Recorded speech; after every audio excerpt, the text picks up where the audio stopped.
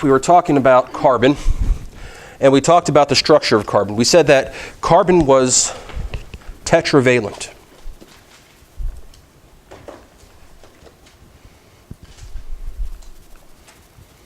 Okay, and that refers to the number of bonds that carbon forms. But the structure of carbon is not as what I've drawn here.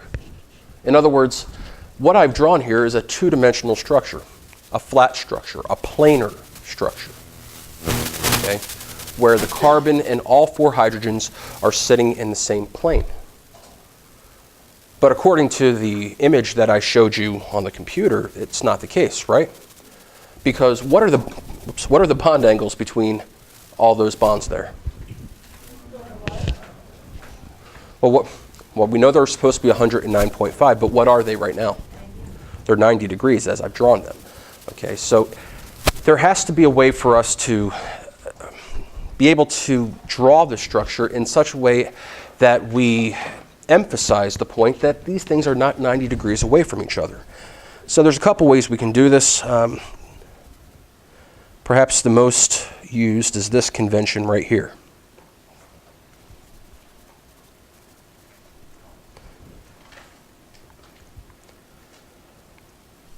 You start off with the carbon with the two hydrogens in the same plane, but I've already made a mistake here. Instead of being a 90-degree angle, give it a little bit more space. Now, I don't expect anybody here to be drawing these structures with a protractor. Okay, just to give you a feel for the way it's supposed to look. But drawing the other two hydrogens becomes a difficulty for us, because they're coming out towards us or going away from us. How do we express this on a two-dimensional sheet of paper? The classic way to do so is using a system of dashes and wedges.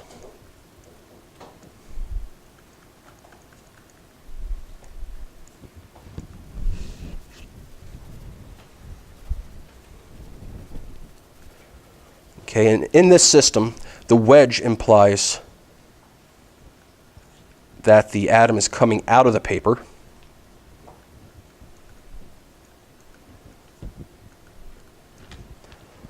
And the dash implies that it's going into the paper.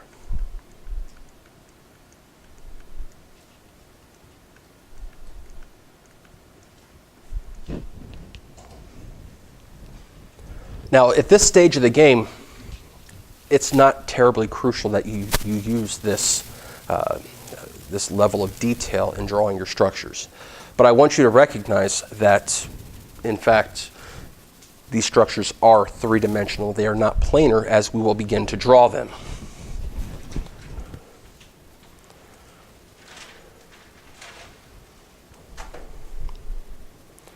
So what that means to us is that it's perfectly acceptable to draw this to express methane. But we may also draw it as CH4. Okay, both of these are acceptable. Both of these are methane.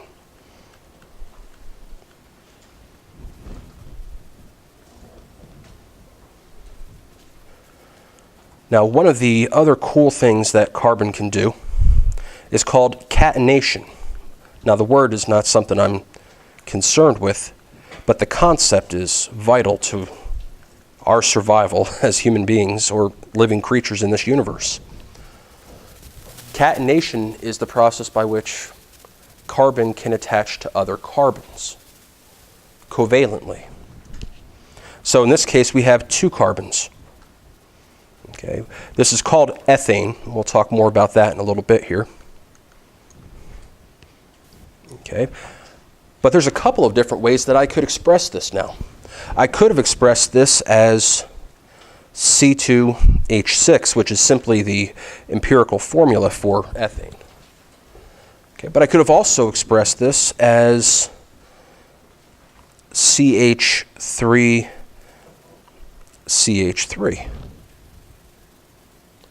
Or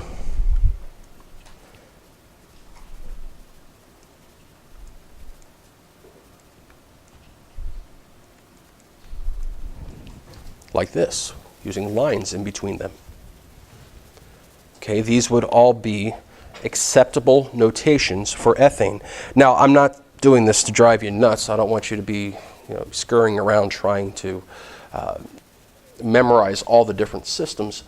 But you should be able to look at this and say, okay, C2H6, there's really only one possible arrangement for those elements. Typically, we try to give a little bit more information in the structure when we use these line type formulas.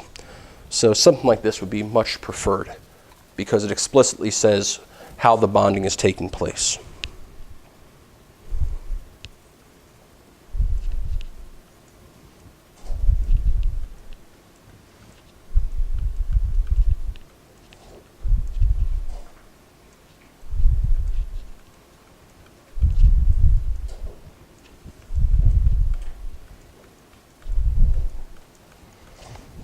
Okay, when I have 3 carbons, I have what's called propane.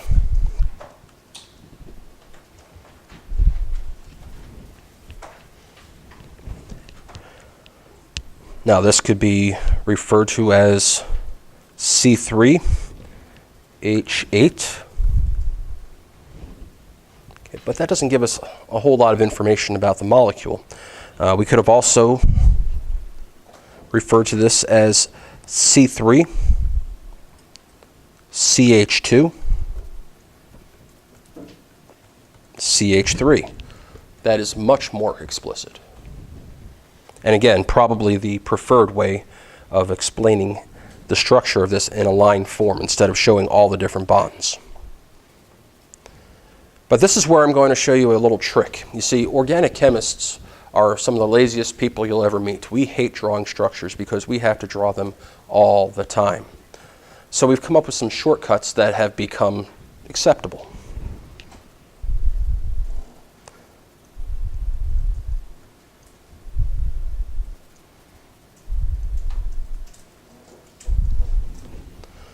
This would also be propane.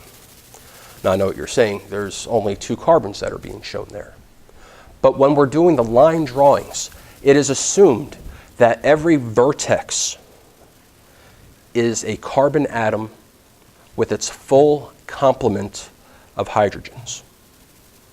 In other words, all the hydrogens it will need to fill up the rest of its 4 bonds. And folks, some organic chemists have gotten so lazy as for that to be propane. Okay, that's a special kind of lazy right there. Okay, what are we doing? What are we implying with this structure? We're implying that not only is every vertex a carbon with all of its hydrogens, but every endpoint also is a carbon with all of its hydrogens. I would suggest that you avoid this. Just because for students who are just getting started with organic chemistry, that can throw you off. You forget whether or not this is a hydrogen here or this is a carbon here. The reason why I bring it up is because what I've seen in the past is if I've asked somebody to draw propane for me, they do this.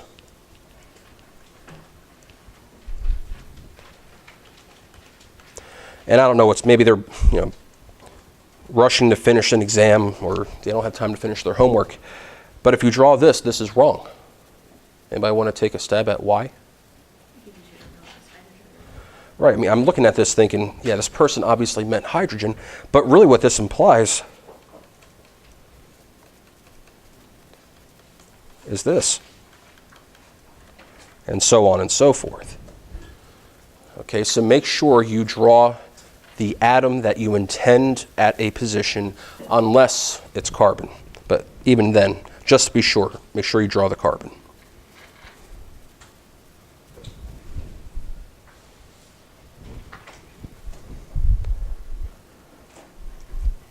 Now the other one, let's see here. Let's have some fun with this one.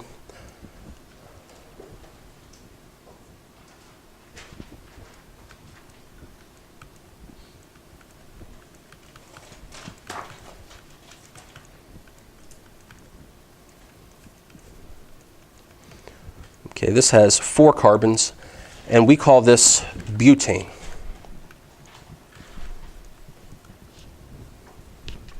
Now, what I want you to do is to come up with 2 other ways of representing butane, aside from what I've put on the board.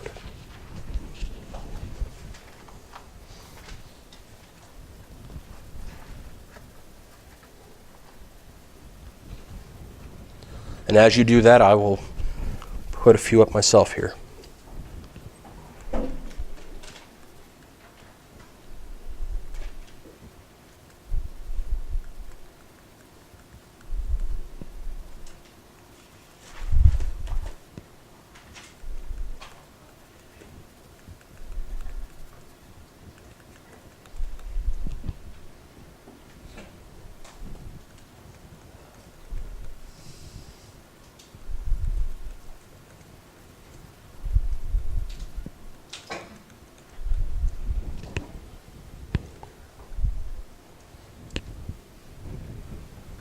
All right. What's that? Oh, yeah. But I have an issue with that one, and I'll explain why. Okay, all of these are, they're all in agreement with the structure that I've drawn. But I want you to think about this. We're talking about living in a world where scientists are communicating with one another about chemicals. I know that sounds really boring. Nobody here can imagine going home and hopping on Facebook and talking about chemical formulas, right? But if I'm a scientist, I need to be prepared to communicate not only with other American scientists, but scientists in China, scientists in India, Russia, you name it. Everywhere in the world, people are doing chemistry, and we need to have an unambiguous way of describing our compounds, or else we could be misunderstood. And this is a case where that could happen. Now, right now, Carmen, you had mentioned C4H10. What is the issue with C4H10? Well, if we're going to have a way of representing a compound, it sure as heck better be accurate and precise. In other words, the way we describe one molecule could not possibly be construed as another molecule.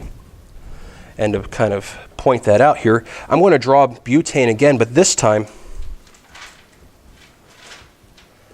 I'm going to change the layout a little bit.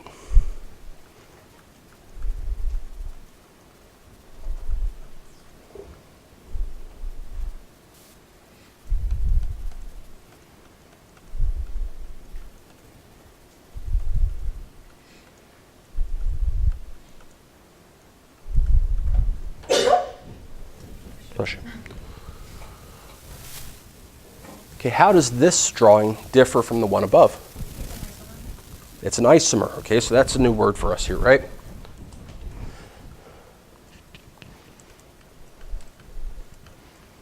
Okay, isomers are 2 compounds that have the same molecular formula, but have different connectivities. So same formula,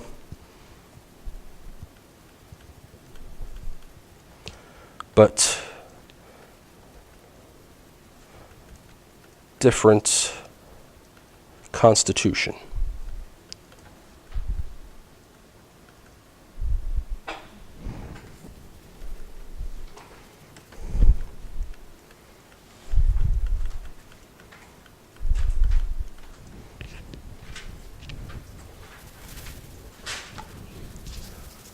And because they have a different constitution, because they have different connectivities, they have different properties.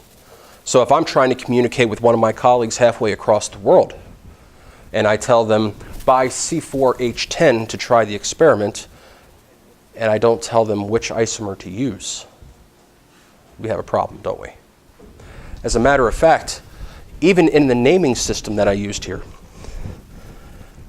see, butane refers to any alkane that has 4 carbons in it. Well, this has 4 carbons in it. And you're going to see that the naming system is going to change depending upon this type of a branching. Okay, we call this up here straight chained.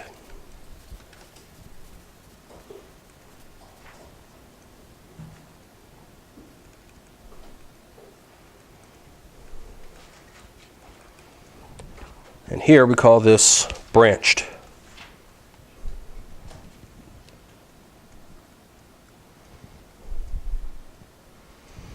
Oh, not brocked.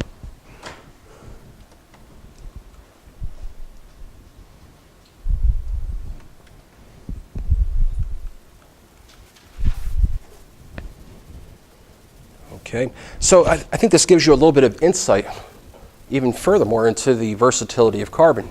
Not only can it form these long straight chains, which are what we use every day in the production of fat molecules in our body, but it can also produce these branched chains. Okay, not only that, you'll see later on that we could even make rings.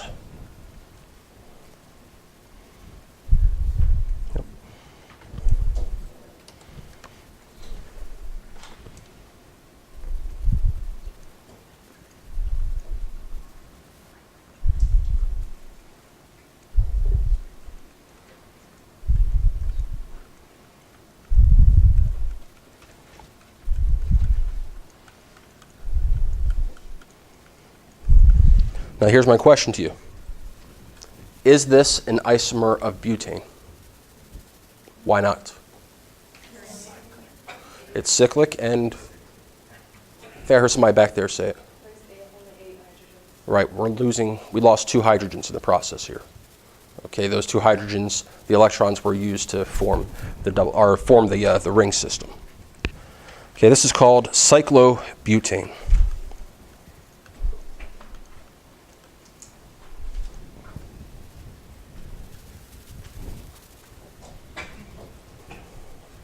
All right.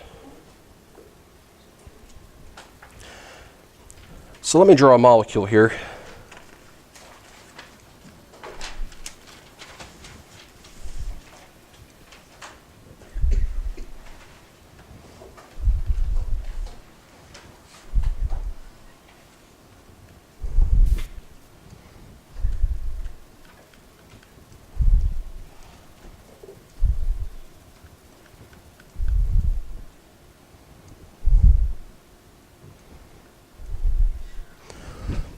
So let's say I have this big old molecule here.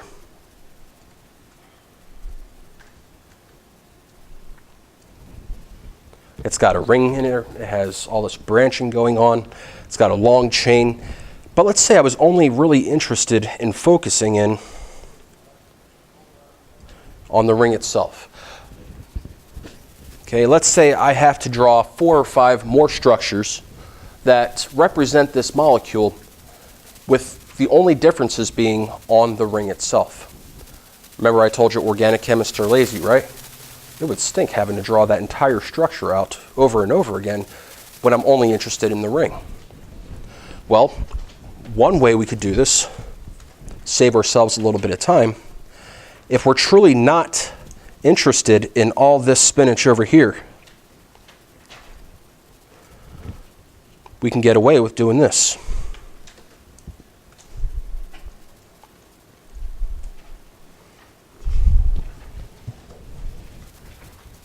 In other words, that entire group has been replaced by the letter R. In organic chemistry, the letter R is the equivalent of X in algebra. Okay, it can mean anything. You define what it is. Okay, so if in your textbook you come across the letter R attached to something, typically what that means is some kind of an alkane group that's attached at that point. And usually it's used to save yourself time.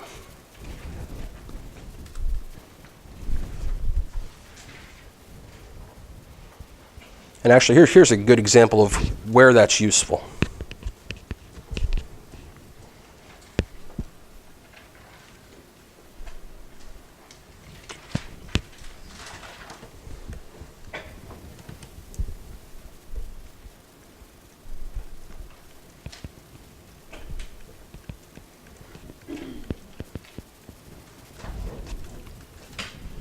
This is a simple compound, right? And I've showed how I can add carbons onto this to make ethane, then propane, then butane. But there's other things that carbon's capable of doing. For instance, I could replace 2 of these hydrogens with an oxygen.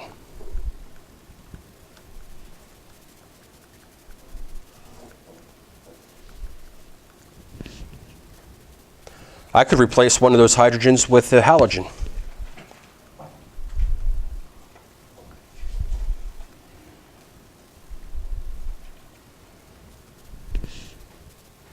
I could replace one of the H's with an OH.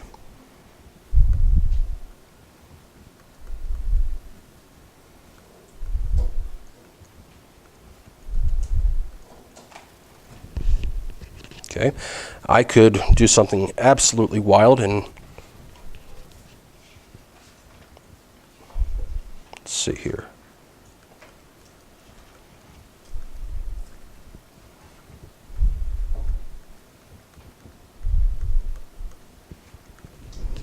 Draw something like this.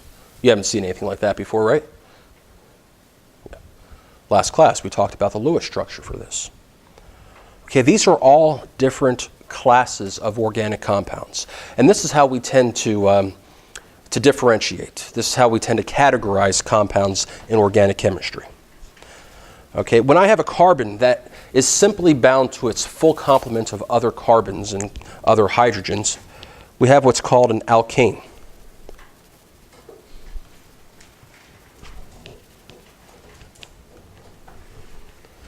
If there's a double bond in there somewhere,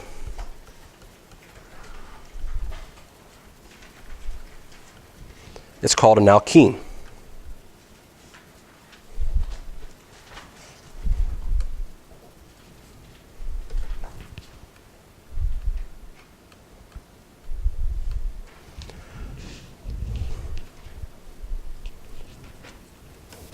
And if there's a triple bond, it's called an alkyne.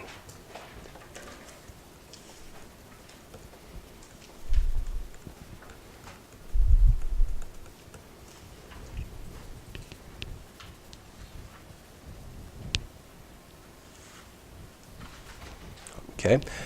If I have a carbon-oxygen double bond with a hydrogen attached to the carbon, we have what's called an aldehyde.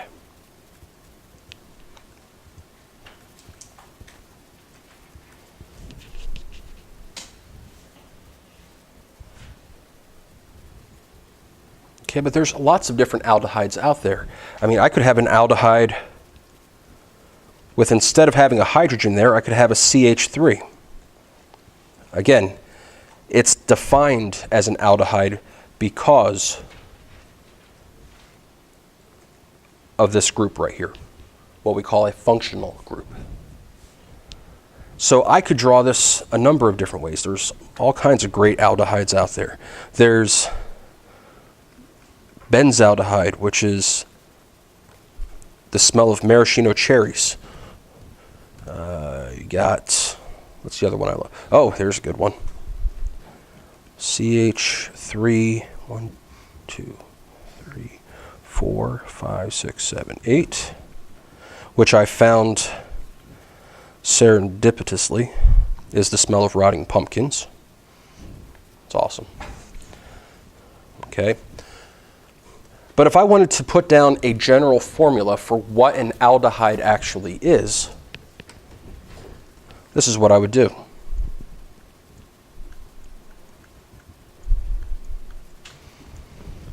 That would be the general form of an aldehyde. Basically, it's a carbon doubly bound to oxygen, singly bound to hydrogen, with some group on the other side, some carbon-containing group.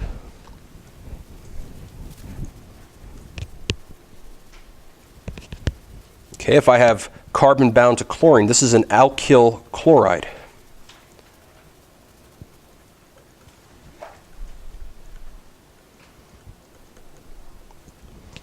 Okay, but this could be also very easily abbreviated as R-X or R-Cl. Okay, the Cl indicating that it is specifically a chlorine bound to an alkane group. The X would be if I was trying to say it's an alkyl halide, which would be some carbon bound to fluorine, chlorine, iodine, or bromine. You're going to find as we process through organic chemistry here that all the halides are kind of in the same family in the way that they change the reactivity of carbon. All right, so I'm not going to go through this. Well, yeah, why not? Over here we have a group that could be summarized as ROH, which would be alcohols.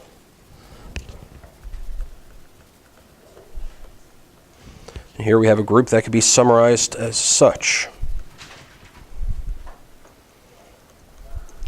Okay, anything that has that functional group is called an amide.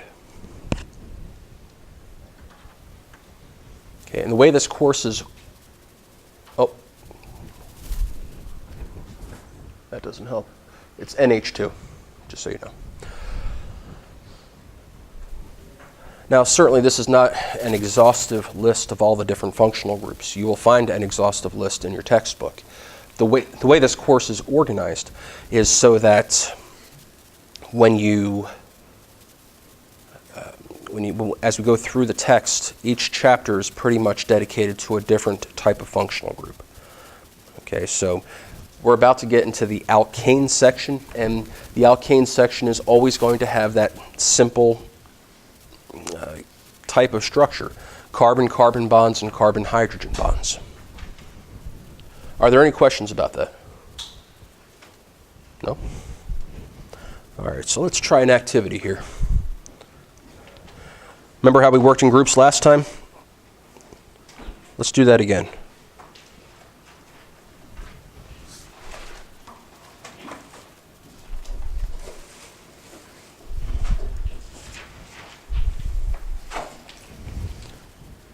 What I want you to do is work in groups of 2 and try to draw all of the structural isomers of this compound that are possible. I'm not going to tell you how many there are.